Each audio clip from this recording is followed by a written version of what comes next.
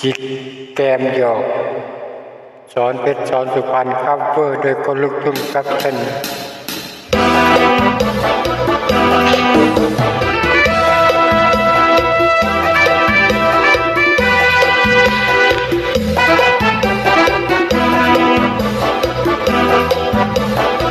พี่ทนไม่ไหวแล้วน้องเอ้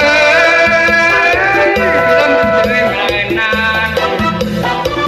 เห็นไม่พูดไม่จาอย่าว่าพี่นอนหลับก็ตกทีดึกครับนี่แหละพอยอดเอาแม่แนวเขาบอกพี่รู้ไม่คุณหนู